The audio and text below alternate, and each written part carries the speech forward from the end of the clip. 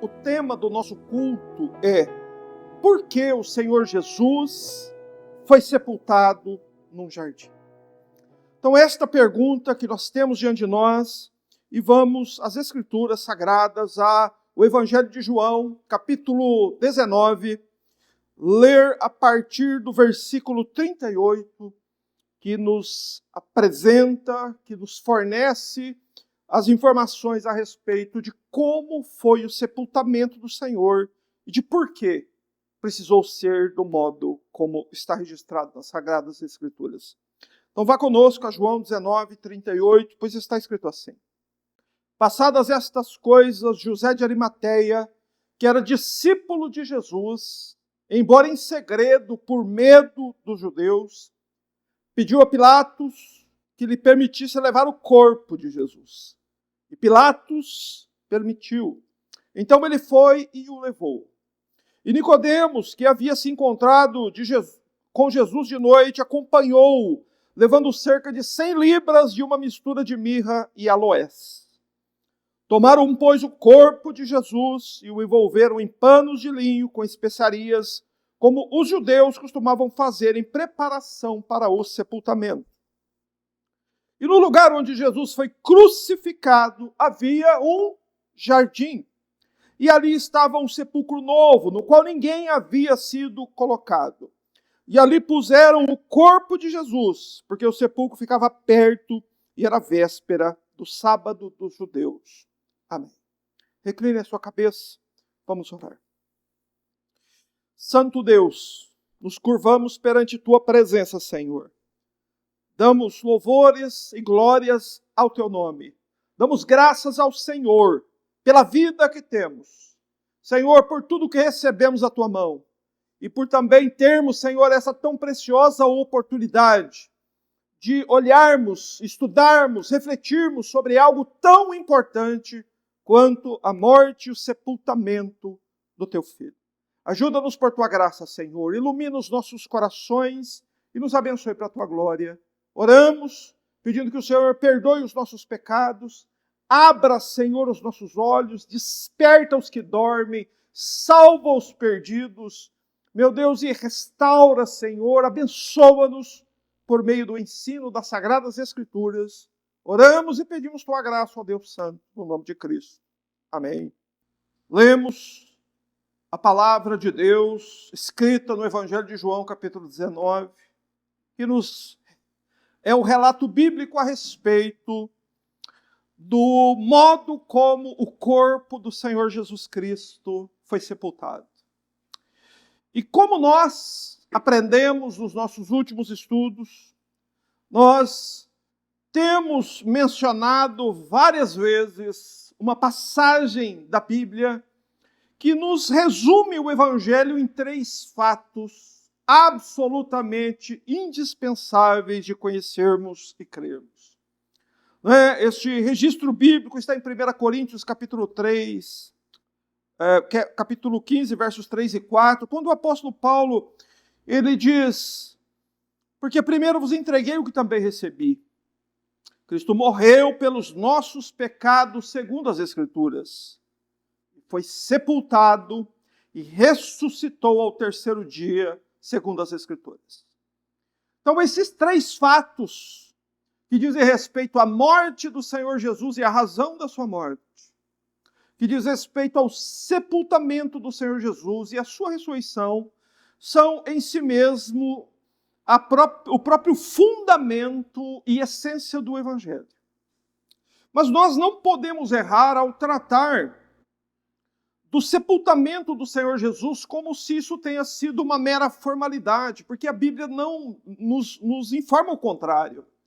Que o sepultamento do Senhor Jesus não foi uma mera formalidade, não foi algo necessário apenas porque ele de fato estava morto, mas é um fato de grande importância para o próprio entendimento correto a respeito do Evangelho por aqueles que creem. Então, é nosso dever conhecermos a morte, o sepultamento e, em seguida, a ressurreição do Senhor Jesus, tendo esses 3 fatos como a própria essência do Evangelho. Nós devemos olhar para este fato narrado por João, tendo em mente que a morte e o sepultamento de uma pessoa é sempre algo indesejável e humilhante. Por mais rico ou importante que a pessoa que morreu tenha sido, o fato dela ter que ser sepultada é um fato de humilhação. Não é? E além disso, nós devemos ter em mente e também considerar, como o próprio Evangelho considera, o sepultamento de Cristo como parte da sua obra expiatória realizada em favor de nós. Então, o sepultamento é parte da obra que Cristo desceu do céu para realizar. E é isso que talvez alguns de nós não entendam. Não é que Cristo morreu pelos nossos pecados segundo as Escrituras. Mas as Escrituras também nos afirmam que Cristo foi sepultado. E que o sepultamento de Jesus não foi uma mera formalidade. O sepultamento de Jesus é parte da sua obra expiatória realizada no Calvário em favor de nós. Mas nós também devemos olhar para este fato tendo em mente que o sepultamento do Senhor Jesus aconteceu de acordo com os costumes judaicos. A nossa cultura tem um modo de tratar uma pessoa morta e de sepultá-la. Os judeus, de 20 séculos atrás, tinham outro método. E nós precisamos olhar para o sepultamento do Senhor Jesus entendendo por que teve que ser assim, por que foi assim. Porque aqui foram seguidos os costumes judaicos relativos ao sepultamento. Então, tendo isso em mente, feito esta introdução, vamos olhar para o registro bíblico do modo como o Senhor Jesus foi sepultado e por que o corpo do Senhor Jesus foi sepultado num jardim. Amém? Vamos ao texto bíblico. O verso 38 começa assim.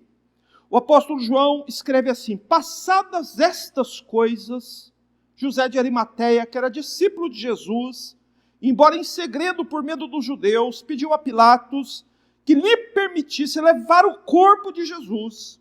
E Pilatos permitiu. Então ele foi e o levou.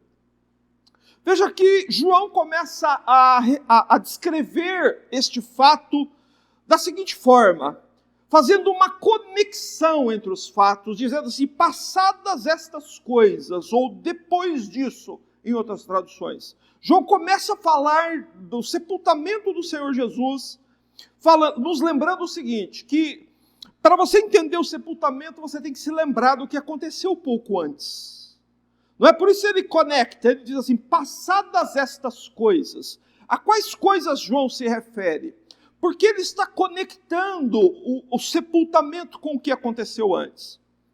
Para que nós nos lembremos que os fatos a qual João se refere estão no capítulo 19, a partir do verso 30, e ali está o registro bíblico referente à morte do Senhor Jesus, às 3 da tarde, e nos lembrando que ele morreu numa sexta-feira, e que todos esses eventos aconteceram naquela mesma sexta-feira. Não é? Na sexta-feira em que o Senhor Jesus Cristo padeceu e sofreu por nossos pecados. E que o dia em que o Senhor Jesus Cristo morreu era a véspera, era a preparação da Páscoa. Quer dizer que naquele dia, de acordo com os costumes do judaísmo, os corpos de pessoas crucificadas não podiam ficar nas cruzes, não é? Precisavam ser sepultadas, porque a lei de Moisés determinava que se alguém fosse crucificado, o corpo tinha que ser sepultado no mesmo dia, que caso isso não acontecesse, a terra se tornava impura. E é por isso que nós vemos os líderes religiosos apressadamente indo a Pilatos, fazendo um pedido a Pilatos. Não é? Esses homens que vão a Pilatos fazer um pedido a ele foram os mesmos que arquitetaram matar o Senhor Jesus como se ele fosse um criminoso. E o Senhor Jesus Cristo de fato foi morto como um criminoso. Morte de cruz, lá no Calvário, do modo como aconteceu, era a morte a pena de morte para os piores criminosos. Então esses religiosos, arquitetaram um plano para que o Senhor Jesus fosse morto dessa forma. Mas aqui, nós vemos, no verso 31, por exemplo, que eles querem também que o corpo do Senhor Jesus fosse sepultado como um criminoso. E foi exatamente isso o pedido que eles fizeram a Pilatos.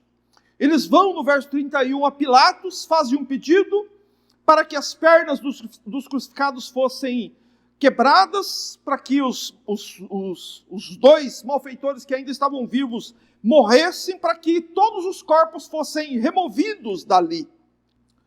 Só que o que nós observamos é que no relato bíblico, as coisas não aconteceram exatamente conforme a vontade dos inimigos de Cristo quiseram que acontecesse. Aconteceram como previram as Escrituras. As Escrituras previam que os ossos do Messias seriam preservados, que o Cordeiro da Páscoa não podia ter seus ossos quebrados, como nos ensina o livro do Êxodo. E assim aconteceu no Calvário, os ossos do Senhor Jesus foram preservados, como previam as Escrituras, ou seja, tudo o que aconteceu antes, aconteceu como previram as Escrituras, e é isso que João quer nos chamar a atenção aqui no verso 38. Passadas estas coisas, todas aconteceram conforme foram previstas nas Escrituras, foram depois desses acontecimentos que João descreve o sepultamento do corpo do Filho de Deus. Mas quem foram os homens corajosos que foram sepultar o corpo de Jesus? Meus irmãos, não foi Pedro, não foi Tiago, nem o próprio João.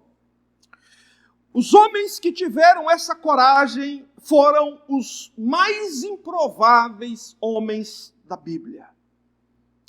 O primeiro nome mencionado por João no verso 38 é a respeito de um homem chamado José de Arimateia. E nós devemos observar um detalhe sobre José. A Bíblia não fala absolutamente nada sobre ele antes e nem depois. A Bíblia só fala de José aqui. E quando a Bíblia fala de alguém deste modo, é para que nós observemos com cuidado quem foi essa pessoa. Quem foi este José, nascido em Arimateia, que foi tão corajoso a ponto de publicamente ir ao Calvário para retirar o corpo do Senhor Jesus e sepultá-lo? Pense nisso. O propósito do Espírito Santo é que nós olhemos para ele e percebamos quem era esse homem. Primeiro, o nome dele era José. Segundo, ele era natural de uma cidade chamada Arimateia. João registra também no verso 38 que ele era um discípulo de Jesus. Porém, ele mantinha em segredo a sua fé, porque ele tinha medo dos judeus. João registra isso. José de Arimateia, que era discípulo de Jesus, embora em segredo, por medo dos judeus. Então ele era um discípulo do Senhor Jesus, mas ele tinha medo dos judeus. Essas são as informações que João nos fornece. Porém, nos textos paralelos, nos outros evangelhos que nos falam sobre o sepultamento de Cristo, nós temos mais informações sobre José de Arimateia. E devemos prestar atenção. Lucas 23:50 diz que ele era bom e justo. Mateus 27:50 diz que José de Arimateia era rico. Marcos 15:43 diz que José de Arimateia era um ilustre membro do Sinédrio. Lucas 23:51 diz que José de Arimateia não havia concordado com o plano do Sinédrio de matar o Senhor Jesus. Em Lucas 23:51 é dito que José de Arimateia esperava o reino de Deus. Era uma pessoa temente a Deus, ele era bom e justo, discípulo de Cristo, tinha fé no Senhor Jesus. E a Bíblia também não nos registra como e quando José de Arimateia e Jesus se encontraram. Mas a Bíblia deixa claro que ele era um discípulo do Senhor Jesus, era um homem que cria que o Senhor Jesus era o Messias. Não é? Porém, é registrado aqui no verso 38 que este homem que foi sepultar o corpo do Senhor Jesus naquele dia, ele não tinha coragem de manifestar publicamente a sua fé. Ele vivia escondido. E ele agia assim por razões muito óbvias. Se ele manifestasse publicamente a fé dele no Senhor Jesus, ele colocaria em risco sua riqueza, sua reputação e seu alto cargo do Sinédrio.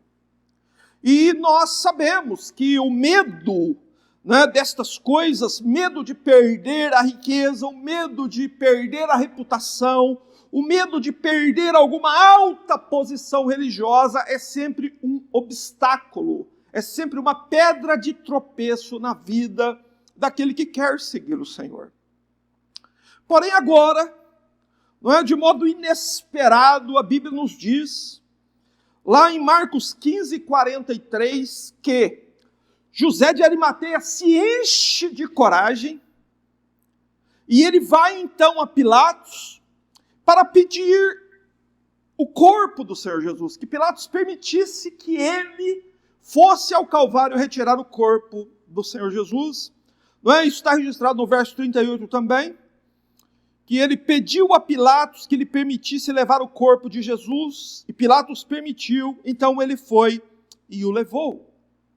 Não é? Mas isso é surpreendente, porque um homem que viveu nas sombras, um homem que não manifestava publicamente sua fé em Jesus, a Bíblia diz em Marcos 15, 43, que ele se enche de coragem, vai a Pilatos, pede o corpo do Senhor Jesus, recebe a permissão, e ele então vai ao Calvário retirar o corpo do Senhor Jesus.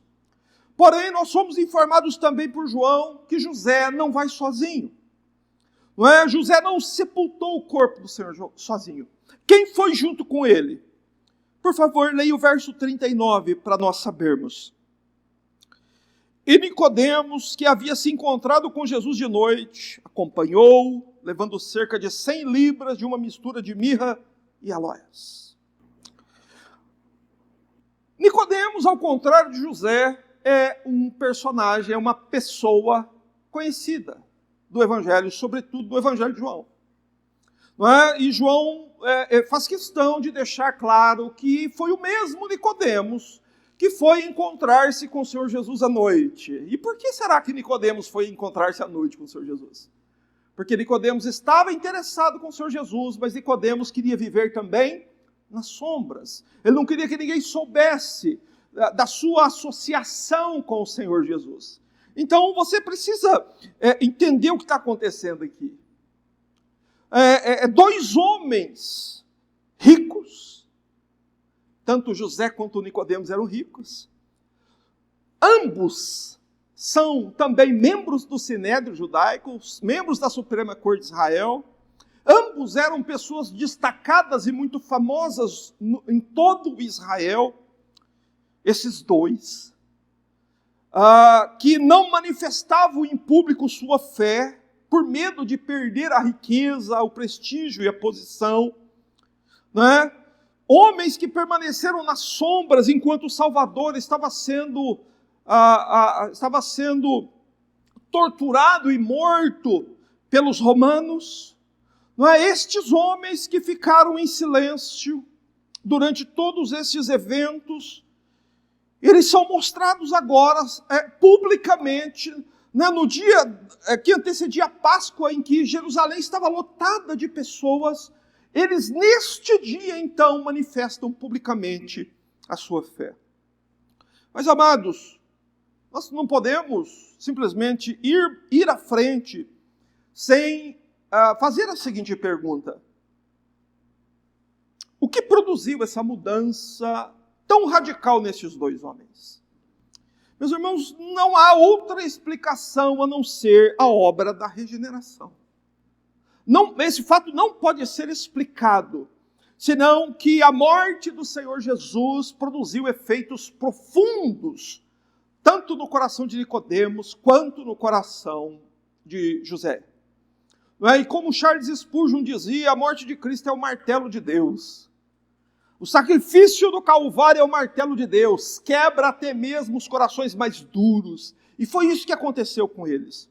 Por isso que eles se unem, se expõem à humilhação pública e demonstram sua fé se associando com o corpo morto do Filho de Deus no dia da sua maior humilhação. Não é? E os dois, certamente, homens inteligentíssimos, homens versados na palavra de Deus, eles entendiam muito bem o preço que custaria a eles sepultar publicamente o corpo do Senhor. Mas então vamos olhar o modo como eles fizeram isso. Como foi que eles sepultaram o corpo?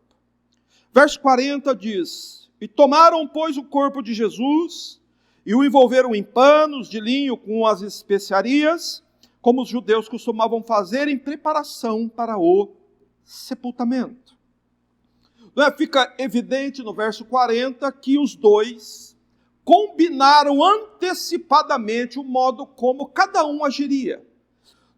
Nos é informado em Marcos 15, 46, que enquanto José de Arimateia foi comprar um lençol de linho caríssimo, e foi a Pilatos pedir autorização para retirar o corpo, o que Nicodemos ficou fazendo?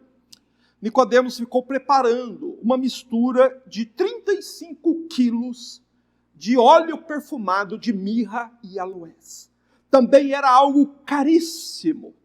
Não é? Então, José teve... eles combinaram com antecedência e cada um fez aquilo que era necessário para o sepultamento do corpo do Senhor. Quando tudo estava preparado, ambos vão ao Calvário. No verso 40 somos informados que eles tomaram, pois, o corpo de Jesus, ou seja, devemos mentalizar essa cena. Nosso Salvador atravessado por pregos, lá na cruz, com seu corpo todo dilacerado, não é? E eles vão, e eles precisam soltar os pregos das mãos, e eles vão e soltam os pregos, e eles retiram da cabeça do Senhor a coroa de espinhos, e descem o corpo da cruz. E depois o que eles fazem? Observe, leia novamente o verso 40. Eles tomam, pois, o corpo de Jesus e envolvem o corpo do Senhor Jesus em panos de linho, não é? Que nos é informado nos textos paralelos que foi comprado por José de Arimateia. E então, esse tecido de linho, ele era umedecido com o óleo perfumado, com a mirra e aloés, que eram especiarias muito caras, que foram trazidos por um homem rico chamado Nicodemos. E assim eles fizeram, porque era assim o costume judaico.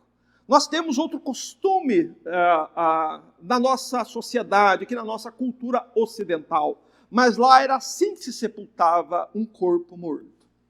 Não é? Mas nós podemos perceber ainda que eles sepultam o Senhor Jesus com grande honra e dignidade. Porque linho caríssimo, ser sepultado num lençol de linho caríssimo, embebido em 35 quilos de óleo perfumado, não era a morte de um pobre. Não era uma morte indigna ou um sepultamento indigno. Pelo contrário. Era o sepultamento de um homem rico. Somente os ricos eram sepultados assim. Mas então se lembre que os inimigos de Cristo não queriam isso. Não é? Qual era o objetivo dos inimigos de Cristo? Dar ao Senhor Jesus, além de uma morte indigna, um sepultamento indigno. Não é? Eles queriam que o Senhor Jesus fosse enterrado numa vala comum, junto com os malfeitores que foram crucificados à direita e à esquerda. Não é? E eles queriam que o Senhor Jesus fosse sepultado como um homem ímpio e indigno. Mas então, note que impressionante. Ao contrário do que foi planejado pelos inimigos de Cristo, o corpo do Senhor Jesus recebe o sepultamento digno de um homem rico. Ao contrário do que os inimigos dele planejavam. Mas então, meu irmão, seja sábio e pergunte: por quê? Por que o Senhor Jesus teve que morrer a morte de um ímpio, de um malfeitor, mas ter o sepultamento de um homem rico? Meus irmãos, porque Deus está no céu, Deus é soberano, e Deus não deixou para que os homens decidissem nada com relação àquele dia. Se você já estudou sobre a crucificação do Senhor Jesus, você vai sempre notar que tudo aconteceu conforme previam as Escrituras. Então aconteceu deste modo porque estava escrito, muitos séculos antes, o modo como o Messias seria sepultado. Onde que nós podemos encontrar esta passagem? Em Isaías, capítulo 53, versículo 9. Observe a profecia. O que diz o profeta Isaías? Ele diz assim: e deram-lhe uma sepultura com os ímpios, e ficou com o rico na sua morte, embora nunca tivesse cometido injustiça, nem houvesse engano na sua boca. Preste atenção no que Isaías disse. Deram-lhe uma sepultura com os ímpios, e ficou com o rico na sua morte. Veja só, o que Isaías profetizou. Que os inimigos do Messias queriam dar-lhe uma sepultura junto com quem? Com os ímpios. Quem eram os ímpios que estão profetizados aqui? Não é? Qual é a referência a isso? A referência seria aos malfeitores. Não é? Embora saibamos que um se converteu, porém, quando eles foram crucificados, ambos eram ímpios. E o objetivo dos inimigos do Senhor Jesus era dar a ele uma sepultura com os ímpios. Porém, estava profetizado que não seria assim que o Messias seria sepultado. Ele seria sepultado como um homem rico. Meus irmãos, e assim como foi profetizado 700 anos antes, assim aconteceu naquele dia. Meus irmãos, como todos os detalhes da crucificação, do sepultamento e da ressurreição, tudo estava escrito, mencionado, profetizado, e Deus, em sua providência, operou para que tudo fosse feito conforme sua vontade. E Isaías também nos informou outro ponto importantíssimo de ser destacado, que é o motivo pela qual Deus quis que seu filho fosse sepultado como um homem digno e rico. Porque ele não tinha cometido pecado. Ou seja, ele era inocente, ele estava suportando uma morte expiatória, uma morte em favor de outros. Por isso Deus restringiu o que os homens queriam fazer com o corpo do Senhor. Então entenda isso, não é? Que foi assim, com um lençol de linho caríssimo e com 35 quilos de óleo perfumado, que o corpo do Senhor Jesus foi sepultado. Eles prepararam o corpo assim, porque era assim que os homens ricos eram sepultados. No verso 41, nós somos já informados do lugar onde foi o sepultamento. Observe, por favor, o texto bíblico que nos diz: e no lugar onde Jesus foi crucificado, havia um jardim, e ali estava um sepulcro novo, no qual ninguém havia sido colocado. Meus amados, a Bíblia nos informa um detalhe importante, importantíssimo aqui, a respeito do lugar onde o Senhor Jesus Cristo foi sepultado. Não é? No lugar onde o Senhor Jesus foi crucificado, entenda, foi lá perto do Gólgota, foi lá no Gólgota, foi lá no Calvário, no lugar onde Cristo foi crucificado, havia um jardim. E ali no jardim havia um sepulcro novo, o qual ninguém havia sido colocado. O ponto aqui é você olhar para isso, que no Calvário havia um jardim, e no jardim havia uma sepultura. E é nesse ponto, meus irmãos, que nós devemos olhar com cuidado, porque aqui, esse versículo nos fornece contrastes impressionantes. Não é? O que é um contraste? Um contraste é um destaque das diferenças. Não é? Próximo ao Calvário, e a palavra Calvário significa lugar da caveira. O Calvário era um lugar onde os piores criminosos eram torturados e mortos, e seus cadáveres permaneciam ali sem sepultamento. Perto dali havia um jardim. Veja o que a Bíblia está nos mostrando e pense um instante sobre o que está sendo mostrado aqui. Meus irmãos, porque Calvário, o que traz à nossa memória? Um lugar de tortura, sangue e morte, um lugar que cheira a morte. Mas e um jardim? O que traz à sua mente quando você vê um jardim? Um lugar de paz, tranquilidade e vida. Mas ali no jardim tinha um sepulcro. O que um sepulcro traz à mente humana? A ideia de tristeza, sofrimento e morte. Então veja os contrastes do lugar onde Cristo foi sepultado.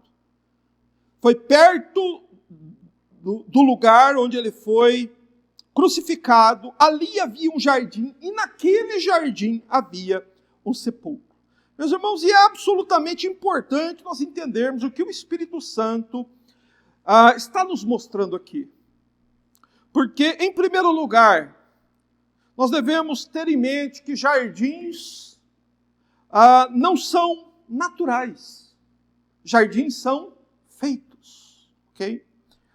E sepulturas também não são naturais. Sepulturas também são feitas. Ou seja, nem jardim, você não vai entrar numa floresta e encontrar um lugar gramado, bonito, com flores, um lugar...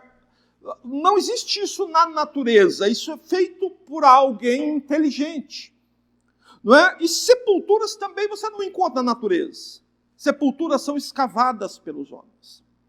E isso fica bastante claro num texto paralelo, lá em Marcos 15, 46, que nos diz que o Senhor Jesus Cristo, o corpo morto dele, naquela sexta-feira foi colocado num sepulcro feito pelos homens. Não é? Em Marcos 15, 46, o relato é esse. Eu lerei. E este, comprando um pano de linho, tirou o corpo da cruz, envolveu-o no pano e colocou-o num sepulcro aberto na rocha e rolou uma pedra sobre a entrada do sepulcro. Esse é o texto paralelo em Lucas 15, 46. Então o texto é claro em nos dizer que Jesus foi colocado num sepulcro aberto na rocha, escavado na rocha. E como nós bem sabemos, o Senhor nosso Deus, Criador do céu e da terra, nunca criou uma sepultura.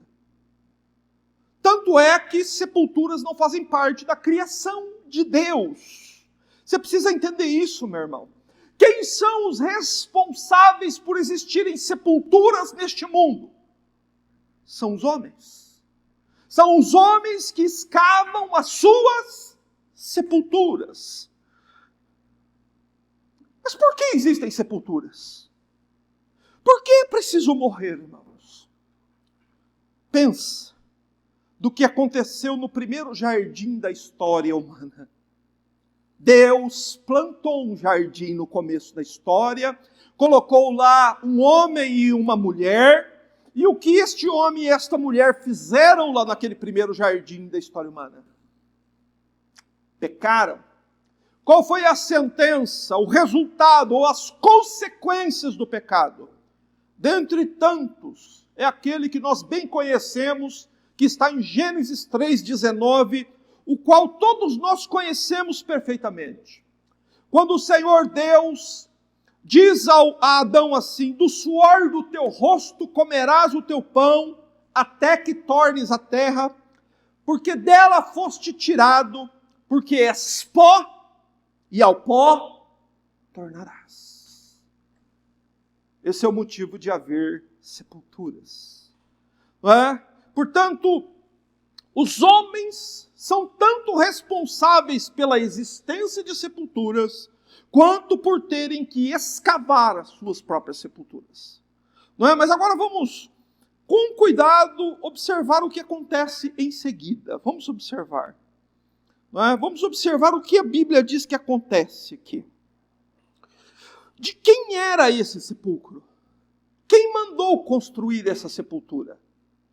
Não é? Em Mateus 27:60, é outro texto paralelo, nos é dito isso. Que José de Arimateia sepultou o Senhor Jesus no seu sepulcro novo.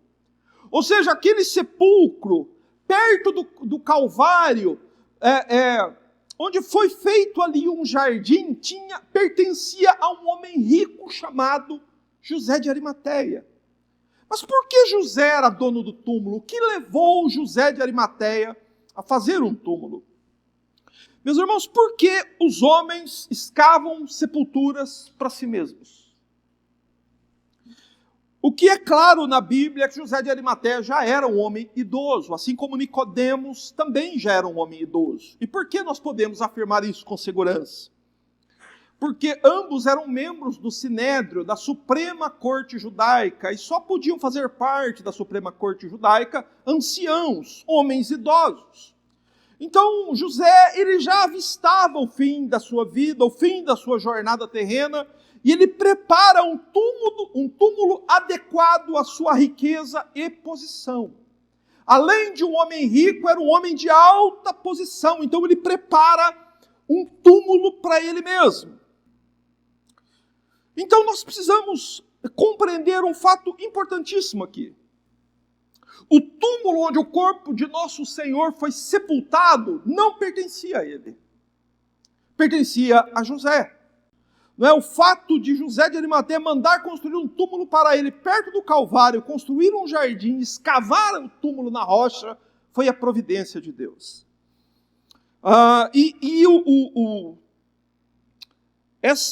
Esse registro sobre o sepultamento do Senhor Jesus, ele encerra assim, no verso 42. E ali, no sepulcro novo, junto do Calvário, onde havia um jardim, puseram o corpo de Jesus, porque o sepulcro ficava perto. Observa, e era a véspera do sábado dos judeus. Essa passagem, esse versículo é para nos dar a seguinte noção. Era o final daquela sexta-feira, o sol já estava se pondo no horizonte, não havia tempo para muitos preparativos.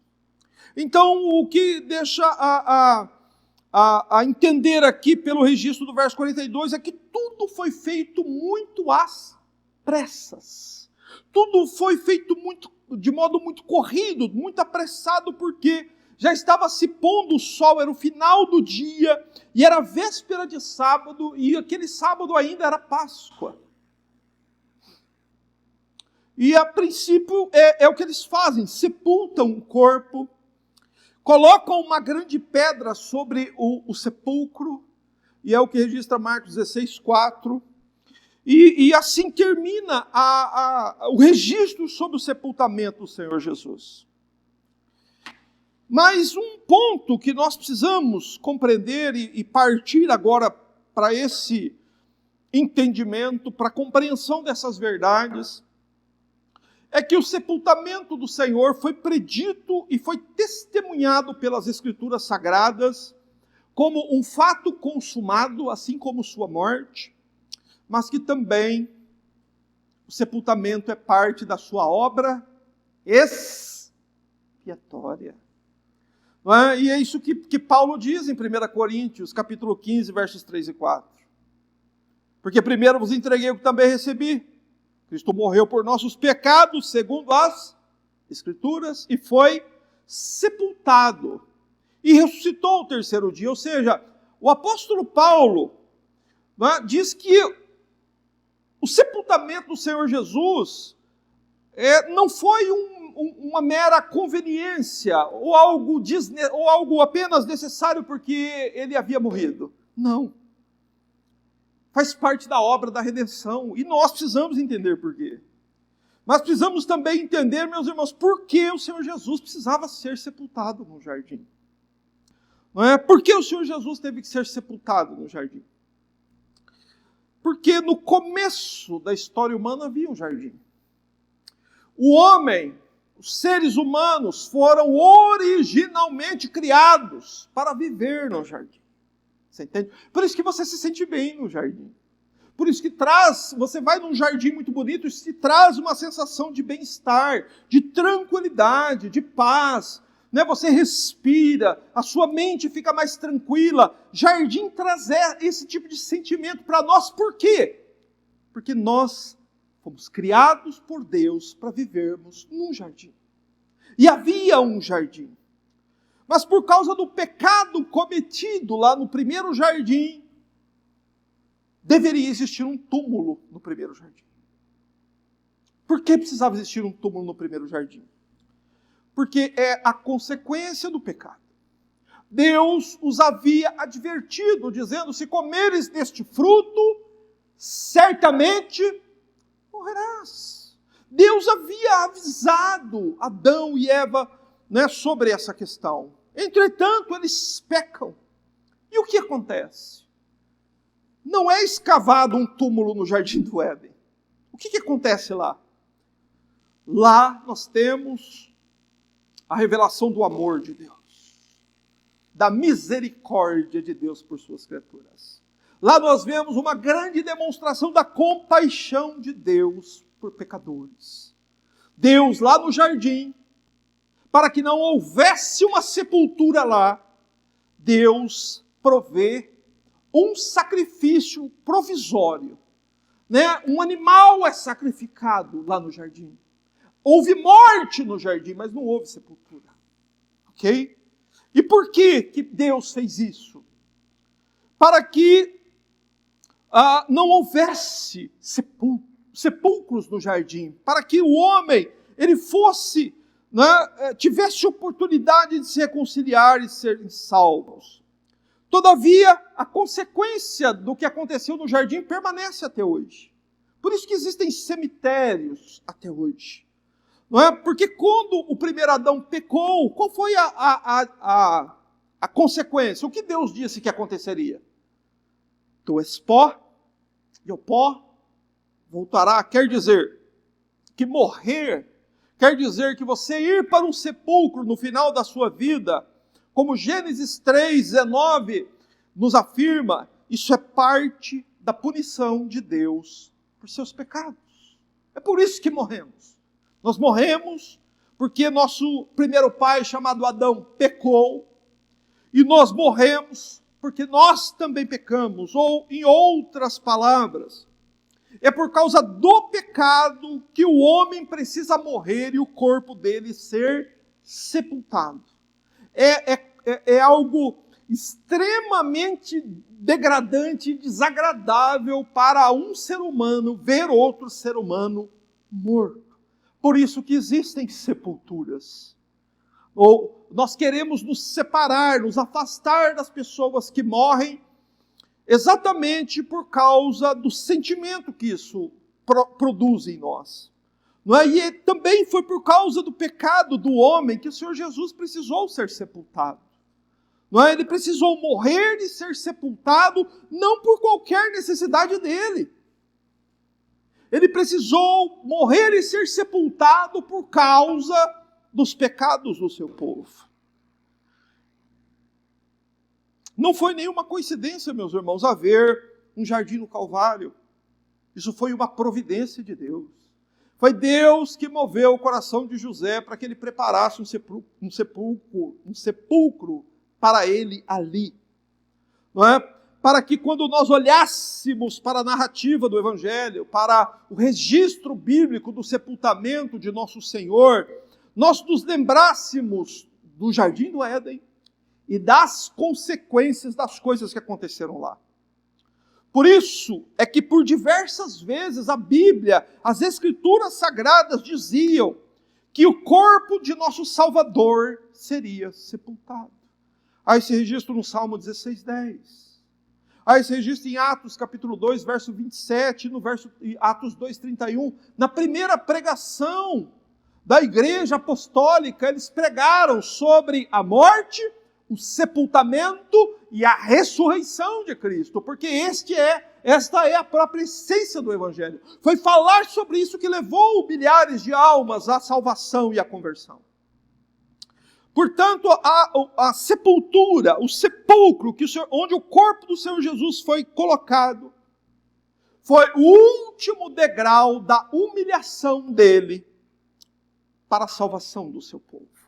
Você deve olhar para o sepultamento do Senhor Jesus, lembrando que esta é a etapa final da humilhação que ele suportou, pois o corpo sepultado é uma humilhação para um homem. Foi aqui o estágio final daquela manifestação da condenação de Deus por causa dos pecados praticados pelo povo que Cristo veio salvar.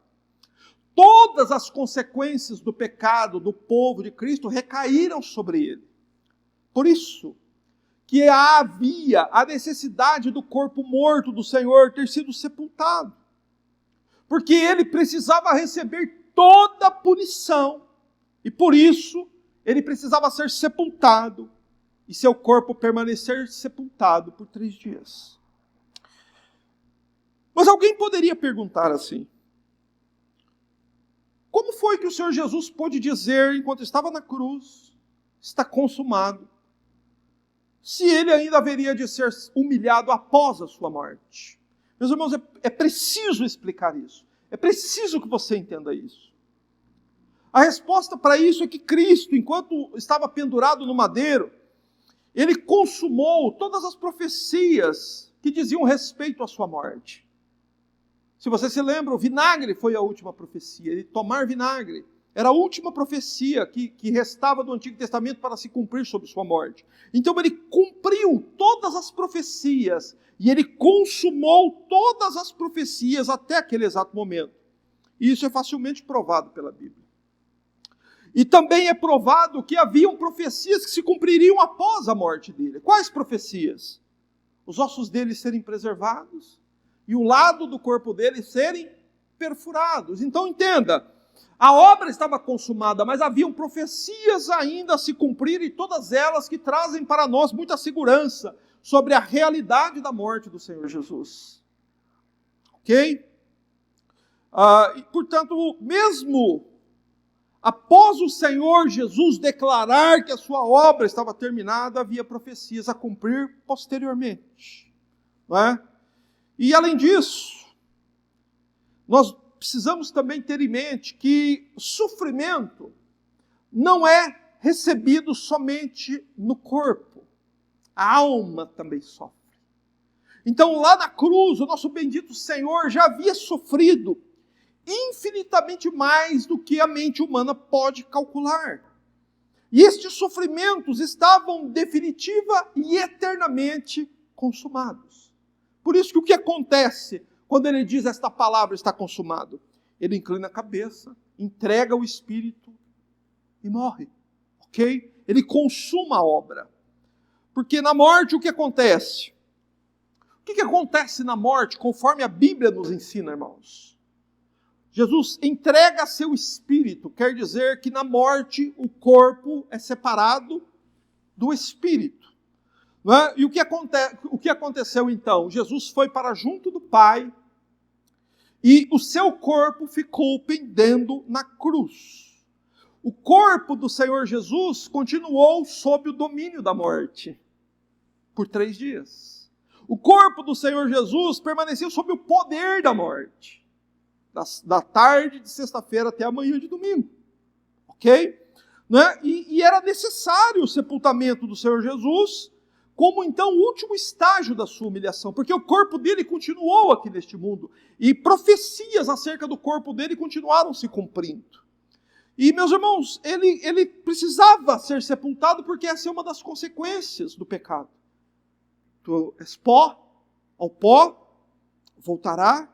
E ele precisou descer, e ele desceu ao pó, por amor de nós. Ok? O que quer dizer isso? Quer dizer que o Senhor Jesus assumiu todas as consequências penais dos pecados que nós praticamos. Em seu corpo e em sua alma. Meus irmãos, e por isso que foi necessário que, para que a missão do Salvador se cumprisse para salvar o seu povo, ele precisou morrer por nossos pecados e ser sepultado. Não é? Sofrendo assim todas as consequências dos nossos atos em nosso lugar, para que nós pudéssemos então usufruir de todos os bens eternos com ele. Louvado seja Deus. Meu irmão, que nós entendamos estas verdades. Que o Senhor Jesus foi sepultado num jardim por causa do pecado de nossos primeiros pais. E que Ele suportou todas as consequências dos nossos pecados, com propósitos eternos para nós. Então entenda, houve um jardim no início da história, houve também um jardim no centro da história. Qual é o centro da história? A cruz. E haverá também um jardim no fim da história. Entenda, meus irmãos, Deus nos criou para que vivêssemos num jardim. Por isso nos sentimos tão bem num jardim. Poucos lugares nos dão tanta paz, nos fornecem tanta alegria do que um jardim. E eu quero então encerrar falando aos irmãos dos benefícios que a morte e o sepultamento de Cristo trazem a nós. Não é? E que a sepultura não é um fato meramente necessário entre a morte e a ressurreição de Cristo. Ele foi morto e sepultado no lugar do seu povo. Não é? Pare um instante e reflita sobre o que eu vou dizer. Reflita sobre isso. Jesus estava sendo sepultado no lugar do seu povo. E nós precisamos estar identificados com o sepultamento de Cristo. Com a morte e o sepultamento. Quando é que nós nos identificamos com a morte e com o sepultamento de Cristo? No batismo. O apóstolo Paulo escreveu que nós somos sepultados com Ele no batismo. Nós precisamos estar identificados com a morte e o sepultamento do Senhor Jesus. Porque se nós cremos que Ele é o nosso Salvador, é porque nós somos eleitos de Deus. E se nós somos eleitos, nós também cremos que Jesus, lá no Calvário, carregou nossos pecados em seu corpo. Como diz 1 Pedro 2,24. Ele carregou em seu corpo os nossos pecados sobre o madeiro. Então Jesus carregou nossos pecados. E de modo que nós não podemos compreender completamente, mas nós podemos ver pelas coisas que aconteceram, que todas as consequências terríveis que deveriam cair sobre a nossa cabeça, caiu sobre as dele. Mas e agora? Como nós caminhamos para as nossas sepulturas? Como a Bíblia diz, após a morte, o sepultamento e a ressurreição de Cristo, que aqueles que creem devem olhar para o fim da sua vida terrena. Apocalipse 14, 13, diz assim, escuta, o que diz Apocalipse, capítulo 14, verso 13, diz assim, então, ouvi uma voz do céu que dizia, escreve, bem-aventurados os mortos que desde agora morrem no Senhor. Sim, diz o Espírito, para que descansem de seus trabalhos, pois suas obras os acompanham. Louvado seja Deus. Meus irmãos, olha que palavra confortadora. Felizes, bem-aventurados, eternamente felizes os que desde agora morrem no Senhor. Por quê? Por que a Bíblia diz isso? Felizes os mortos? Não são os vivos que são felizes?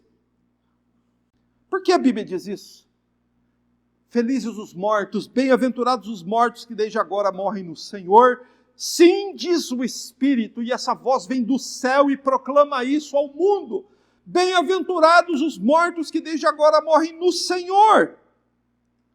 Porque aqueles que creem na morte expiatória, no sacrifício de Cristo, no centro da história humana, que aquilo que aconteceu no Calvário, que aquele jardim provido ali, aquele sepulcro escavado pelos homens, onde o corpo do Senhor Jesus foi depositado, isso não me aflige mais.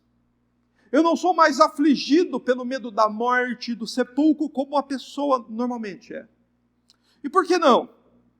Vou explicar para você agora. A única coisa que a morte pode fazer com você, se você crer de verdade no Evangelho, é separar o seu espírito do seu corpo. Mais o quê? Mais nada. Mais nada. Nada mais. Morte não pode fazer nada mais com um crente. Então a morte, para o crente, não é uma maldição, como é para o descrente. Para o descrente, a morte é uma maldição, é a coisa mais temida e deve ser mesmo. Para aquele que não crê em Jesus, para aquele que rejeita o Evangelho, para aquele que não olha para a morte, sepultamento e ressurreição do Senhor Jesus com a atenção necessária. Porque a morte agora só pode nos afetar desta forma, separando nosso espírito do nosso corpo. Foi assim, e é assim, porque quem nos garantiu isso foi o próprio Senhor Jesus enquanto estava pendurado lá na cruz. Se você se lembra a respeito do ladrão arrependido, a promessa que o Senhor Jesus Cristo fez a ele, o Senhor Jesus Cristo diz: em verdade te digo que hoje estarás comigo para isso. Meu irmão, e é exatamente isso que nós temos que ter em mente. É por isso que o crente não teme a morte. A morte foi vencida por Cristo, meus irmãos. O aguilhão da morte afetou a Cristo. Ele morreu carregando os pecados de muitos. Nós não temos como descrever a intensidade, o sofrimento e o tormento que Cristo suportou naquela cruz. Mas ele fez tudo isso com a seguinte razão: para que no final da sua história você vá para um jardim. Um jardim no começo, um jardim no centro, um jardim no fim da história. Meus irmãos, imediatamente após a morte, separar nosso espírito do nosso corpo desce ao pó, como Gênesis nos afirma, como a palavra do nosso próprio Deus nos afirma. Nosso corpo volta ao pó, porque é pó, e ao pó voltará, mas o nosso espírito não vai ao Hades. O nosso espírito vai para Cristo no paraíso. Nós vamos encontrar a pessoa do Senhor Jesus, e é a pessoa mais importante, é a pessoa que eu mais quero encontrar lá no paraíso. Meus irmãos, pessoas que eu amo já partiram deste mundo e sinto falta deles. Só que ninguém nunca fez e nem poderia fazer por mim o que o Senhor Jesus Cristo fez. Como eu não desejaria encontrá-lo depois dessa vida. Como eu não desejaria, meus irmãos, ir para o jardim celestial, me encontrar com meu Salvador. Bem-aventurados que desde agora morrem no Senhor. Porque quando alguém morre no Senhor, o corpo desce ao pó, sim. Porque essa é a ordem de Deus. Mas o espírito vai se encontrar com Cristo no paraíso. E é assim, meus irmãos. Por isso que aconteceu com Cristo assim. Por isso que Cristo foi sepultado no jardim. Porque no começo da história humana deveria haver uma sepultura lá. Mas Deus, por sua misericórdia, poupou o homem e sacrificou outro em seu lugar. E não houve sepultura no jardim. Por isso que a sepultura do jardim está aqui no Calvário. O jardim e uma sepultura e um segundo Adão morrendo por seu povo, carregando sobre ele os pecados do seu povo, para que no final da nossa jornada terrena nós possamos ir para um jardim. Meus irmãos, todos os que creem vão, já estão lá. Todos os que creem e morreram bem-aventurados. Por isso nunca podemos olhar para um crente depois que ele parte, dizendo assim: você perdeu fulano. Você não perdeu fulano. Ele está no paraíso com Cristo. está no paraíso. Certo homem de Deus, servo de Deus, faleceu um filho dele. E quando ele voltava do enterro do seu filho, uma pessoa o abordou na rua e disse: meus sentimentos me disseram que o senhor perdeu um filho. Ele disse assim: eu não perdi. Eu sei onde meu filho está e sei com quem meu filho está. Isso é fé, irmão. Isso é cristianismo, isso é evangelho. E só pode dizer isso pessoas que ouviram, entenderam e creram que Cristo morreu por nossos pecados, conforme as Escrituras, e foi sepultado como último degrau da sua humilhação em nosso lugar, com a finalidade de prover para nós um lugar no jardim de Deus. Meu irmão, glorifique o Senhor, feche seus olhos, incline sua cabeça, vamos orar. Bendito seja, Senhor, teu santo nome.